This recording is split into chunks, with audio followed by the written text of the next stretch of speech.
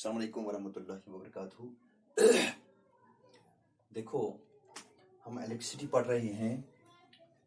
Dear students, आपको याद होगा कि हमने पिछले क्लास में रेजिस्टेंस जो है उसकी डेफिनेशन और कितने जो उनके फैक्टर्स हैं, मैंने ये कहा था कि रेजिस्टेंस जो है it is opposite the flow of electric current. इसके लिए कुछ फैक्टर्स जिम्मेदार होते हैं जिन पे ये काम करते हैं, वो भी हमने पढ़ा था। लेकिन ये रेजिस्टेंस जो होती है, इसको हम कैसे बढ़ाते हैं या इसको हम कैसे कम करते हैं, और बढ़ाते कैसे हैं और कम कैसे करते हैं, यानी तो उस तरीके से रेजिस्टेंस को इंक्रीज करना या टोटल रेजिस्टेंस को इंक्रीज करना या टोटल रेजिस्टेंस को डिक्रीज करना। तो इस तरीके से हम ये जहन में रखते हैं कि हमें रेजिस्टेंस को या तो कम करना है, टोटल रेजिस्टेंस को कम करना है, या तो टोटल रेजिस्टेंस को इंक्रीज करना है। तो उस तरीके से हम रेजिस्टेंस को दो चीजों में कनेक्ट करते हैं, दो तरीकों से कनेक्ट करते हैं, यानी resistance in series and resistance in parallel. तो हम देख सकते हैं यहाँ पे टू फिगर्स, यहाँ पे हमने दो रेजिस्टेंस को कंबाइन किया और यहाँ पे भी दो रेजिस्टेंस को कंबाइन किया। अगर आप देखोगे, यहाँ पे मैंने दो रेजिस्टेंस को एंड टू एंड कंबाइन किया है और यहाँ पे मैंने रेजिस्टेंस को एक पॉइंट पे, इनके एक ही पॉइंट के दरमियान में मैंने, यानी ये पैरेलल, यहाँ पे आप देख सकते हैं ये रेजिस्टेंस और ये रेजिस्टेंस जो है ये पैरेलल है। या हम ये कह सकते हैं कि when two or more resistances are connected between the same two points, ये 2 पॉइंट्स हैं और इनको हमने पैरेलल कनेक्ट किया है। यानी इससे हमें समझ ये आता है कि अगर हम यहाँ पे देखें कि यहाँ पे 2 रेजिस्टेंस, इनको हमने कंबाइन किया है एंड टू एंड, और यहाँ पे हमने कनेक्ट किया है between the same 2 points. Okay, now अगर हम ये बताएं, अगर हमने इनको एंड टू एंड कनेक्ट किया है, इसको क्या कहते हैं? अगर हमने यहाँ पे पैरेलली इनको सेम 2 पॉइंट्स पे, बिटवीन द 2 सेम पॉइंट्स इनको कंबाइन किया है, इसको क्या कहते हैं?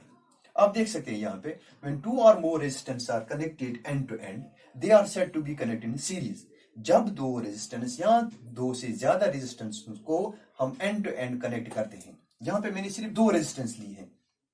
ओके, तो मैंने ये कहा कि जब हम दो रेजिस्टेंसेस या दो के अलावा, 2 के अलावा 3, 4, 5 रेजिस्टेंस को एंड टू एंड, यहाँ पे हम बढ़ा सकते हैं और एक, यहाँ पे और एक बढ़ा सकते हैं, यहाँ पे और एक बढ़ा, यानी R2, R3, R4, लेकिन and to and consecutively R1, R2, R3, R4, R5, R6, जितने भी मतलब आप एंड टू एंड कनेक्ट करते हैं, इसको हम कहते हैं रेजिस्टेंस इन सीरीज। लेकिन अगर हम रेजिस्टेंस इन सीरीज को कनेक्ट करते हैं, इससे क्या होता है? रेजिस्टेंस 2 और more resistance are connected, they are said to be connected in series. और अगर हम इनको एंड टू एंड कनेक्ट करते हैं, जब हम इनको एंड टू एंड कनेक्ट करते हैं, हमारा लक्ष्य होता है, हमारा टारगेट ये होता है कि रेजिस्टेंस को, जो टोटल रेजिस्टेंस यहाँ पे होगी वो इंक्रीज होगी। यहाँ पे जो टोटल रेजिस्टेंस होगी जब हम सीरीज में कनेक्ट करते हैं, ये क्या होगी? ये इंक्रीज होगी। ओके, दूसरा पॉइंट यहाँ पे आप देख सकते हैं कि यहाँ पे हमने दो रेजिस्टेंस या दो के अलावा भी कर सकते हैं, हम कनेक्ट करेंगे। लेकिन कैसे करेंगे कनेक्ट? अगर आप यहाँ पे बढ़ा भी सकते हैं और एक रेजिस्टेंस, ऐसे और एक बढ़ाएंगे, तो पैरेलली हम इनको कनेक्ट करते हैं, या हम कनेक्ट करते हैं बिटवीन द सेम 2 पॉइंट्स। तो जब हम बिटवीन द सेम 2 पॉइंट्स इनको कनेक्ट करें, यहाँ पे अगर आप बढ़ाओगे ऐसे, यहाँ पे और एक, ठीक है, और एक बढ़ा भी सकते हैं ऊपर ऐसे, तो कनेक्ट हम करते हैं इनको पैरेलली। तो ये रेजिस्टेंस जो है, they are said to be connected in parallel. तो लक्ष्य क्या होता है हमारा? हम पैरेलल क्यों करते हैं? कभी कभार हम पैरेलल रेजिस्टेंस को क्यों कनेक्ट करते हैं? हमारा टारगेट ये होता है, हमारा मोटिव ये होता है कि हम टोटल रेजिस्टेंस है जो है वो डिक्रीज होती है, the total resistance gets decreased. So दो पॉइंट मैंने ये कहा कि जब हम रेजिस्टेंस को सीरीज में कनेक्ट करते हैं तो टोटल रेजिस्टेंस इंक्रीज होती है, जब हम रेजिस्टेंस को पैरेलली कनेक्ट करते हैं तो टोटल रेजिस्टेंस डिक्रीज होती है। ओके, अगर आप यहाँ और एक पॉइंट देख सकते हैं आप, जब हमने रेजिस्टेंस को मुख्तलिफ तरीकों से, दो तरीकों से कनेक्ट किया है, यानी रेजिस्टेंस कनेक्टेड इन सीरीज।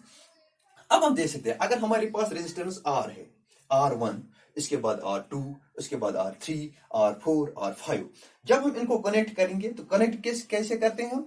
पहले हम करेंगे सीरीज में इनको कनेक्ट, लेकिन जो टोटल रेजिस्टेंस इनकी होगी ये इनका सम आएगा, यानी total resistance will be equal to the sum of individual resistance. ये इंडिविजुअल रेजिस्टेंस क्या है? ये इंडिविजुअल रेजिस्टेंस R1 है, R2, R3, R4, R5।